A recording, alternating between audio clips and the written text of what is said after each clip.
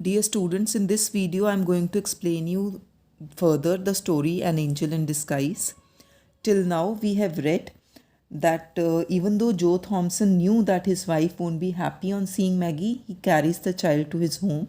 And as he guessed, his wife was annoyed. She was very angry. She also asked Mr. Thompson to get rid of her.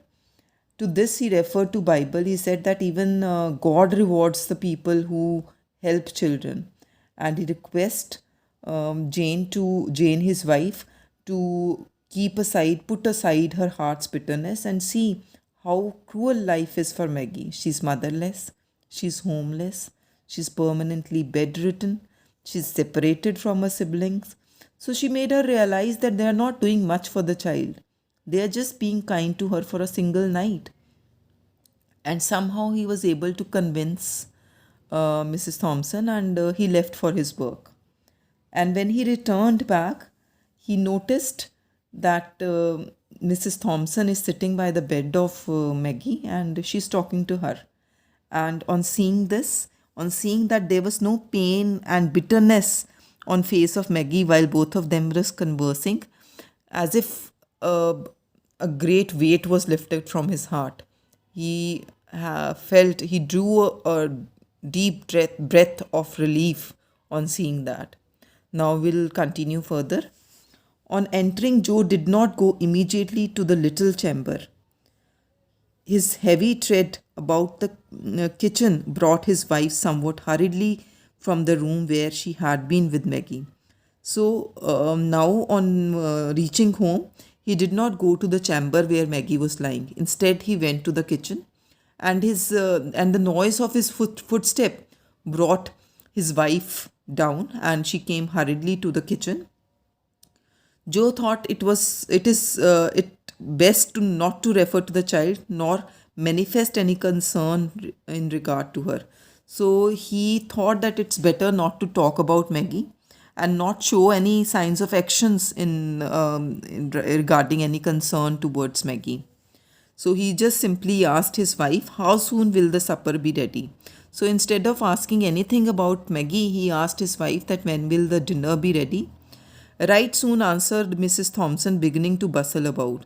She was in a hurry to prepare dinner, and she said that soon she'll be preparing the dinner. There was no asperity in her voice, so there was no roughness in her voice.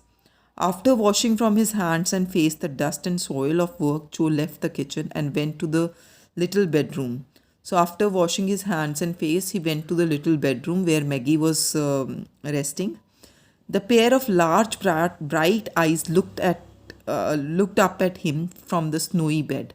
So, a large, bright pair of eyes of Maggie looked at him from the snowy bed, from the cozy, comfortable bed.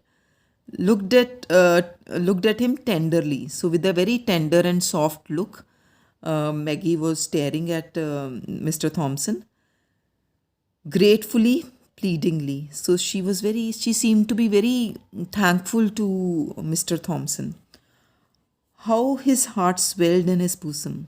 So he could feel that feelings of fatherly love arousing in his heart. With what a quicker motion came the heartbeats. Her heart was beating at a fast rate. Joe sat down and now, for the first time, examining the thin frame carefully under the lamp light, saw that it was an attractive face and full of childish sweetness which suffering had not been able to obliterate. So while sitting there, Joe examined the face of Maggie very carefully. He could see that face of Maggie is very attractive, and though she had been suffering, she had been bedridden, but that sickness of suffering had not been able to take away that innocence from her face. Your name is Maggie, he said, and sat down and took her soft little hand in his. So, holding her hand, he started talking to Maggie. He asked that your name is Maggie, and Maggie replied, yes, sir. Her voice struck a chord and quivered in low strain of music. So, with a very musical voice, she replied that, yes, my name is Maggie. Have you been sick long? Yes, sir. What a sweet patience in her tone. was in her tone. So she, in a very sweet voice, was answering to whatever Mr. Thompson was asking. Has the doctor been to see you? So Mr. Thompson asked that if the doctor had visited her. He used to come. So she said that yes, the doctor used to visit me, but not lately. So Mr. Thompson asked that, did he visit you recently? She said, no, sir. Have you any pain? So he asked that, do you have any pain? Sometimes, but not now. She said, yes, sometimes I do have pain, but there's no pain now. When had you pain? This morning, my side ached and my back hurt when you carried me. Says, yes, I had pain when you were carrying me in my arms. In your arms, I had pain. My back ached and hurt. It hurts you to be lifted or moved about. So Joe is asking that, does it hurt when you're being lifted or you're moved? Yes, sir. Your side doesn't ache now. So he's asking if there's any pain now. No, sir. Does it ache a great deal? Is the pain too much? Yes, sir. But it hasn't ached any since I have been on this soft bed. Says, now I don't have any pain since I'm laying on the soft bed. The soft bed feels good? Oh, yes, sir, so good. What a satisfaction mingled with gratitude it was in her voice. So she was so satisfied and she was so thankful on being, on this soft bed. Supper is ready, said Mrs. Thompson, looking into the room a little while afterwards. So, dinner was prepared by Jane Thompson. Joe glanced from his wife's face to that of Maggie. She understood him and answered. She can wait until we are done. So now Jane Thompson, Joe's wife, is telling Maggie that supper is ready. So to this, Joe replied that she will wait. We will have dinner first. Then I'll bring her something to eat. He said, we'll have. So when Mrs. Thompson asked for dinner to Mr. Thompson, he said that dinner is ready. So Joe glanced at his wife's face to that of Maggie. So he looked at his wife's face and then he looked at the face of Maggie. And then to this, his wife replied that we will have dinner first and then I'll bring something for Maggie to eat. There was an effort at indifference on the part of Mrs. Thompson, but her husband had seen her through the window and understood that the coldness was assumed. So now he knew that his wife is no more cold in her behavior. That irritable nature and that rudeness and roughness is no more there. She has accepted the child. Joe waited after sitting down on the table for his wife to introduce the subject uppermost in both of their thoughts. So which subject was there in their thoughts? Subject of Maggie. But she kept silent on that theme for many minutes and he maintained a like reserve. So both of them did not talk anything regarding Maggie. In fact, they did not talk at all. At last she said abruptly and suddenly she started talking. What are you going to do with that child? So she asked, what are you going to do with the child? I thought you understood me that she was to go to the poorhouse, replied Joe, as if surprised at her question. As if Joe is surprised at the question asked by Mrs. Thompson. So when she asked, what are you going to do with the child? She said, I thought you have understood that we are going to send her to the poorhouse. Mrs. Thompson looked rather strangely at her husband for sonic moment. So he waited for a time, for a certain period of time, and she looked strangely at her husband and then dropped her eyes. So she stared at her husband and then she put down her eyes. The subject was not again referred during the meal. So the subject here is Maggie. So they did not talk about Maggie while they were having the meal. At its close, means after they were done with the meal, Mrs. Thompson toasted a slice of bread and softened it with milk and butter. Adding to this a cup of tea, she took them into Maggie, and held the small waiter on which she had placed them, while the hungry child ate with every sign of pleasure. So, what did Mrs. Thompson give to Maggie for dinner? You need to remember that. You could be asked a question on that. And she enjoyed whatever she was given for dinner. So, ate with every sign of pleasure means she was very happy on having her dinner. Is it good? Asked Mrs. Thompson, seeing with what a keen relish food was taken. So she could observe that Maggie was really enjoying the dinner. So she asked him, that is the dinner good? The child paused with the cup in her hand and answered with a look of gratitude that awoke to new life old human feelings which had been slumbered in her heart for half a score years. So you can see that Mrs. Thompson um, has such kind of nature for a reason. She's childless. She doesn't have a child, and because of that, she's irritable. But the feelings that were slumbering, that were sleeping in her heart for a long time, as if they have awakened all of a sudden. So that motherly feelings were aroused when she saw that look of gratitude in eyes of Maggie for her. We'll keep her a day or two longer. She is so weak and helpless, said Mrs. Joe Thompson in answer to her husband's remark at breakfast time on the next morning that he must step down and see the guardians of the poorhouse about Maggie. So, when the next morning, while having breakfast, Mr. Thompson said to his wife that I'll see the officials of poorhouse today.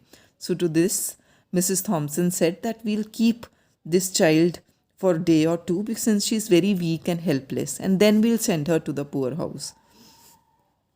She'll be so much in your way, said Joe. Says she'll disturb you. She will. It won't be easy for you to take care of her. I shan't mind that for a day or two. Poor thing. She says she's a poor child. She's helpless. She's living in a miserable condition. So I won't mind taking care of her for 1 or 2 days. Joe did not see the guardians of the poor on that day. So he did not see the officials of the poorhouse on that day, on the next day, nor on the following day. So he did not see the guardians. He did not visit the poorhouse, in fact. In fact, he never saw them at all on Maggie's account for less than a week. So week had passed and Joe Thompson did not see the guardians of the poorhouse. Mrs. Joe Thompson would as soon leave thought of taking up her own abode in the atmosphere of sending Maggie there.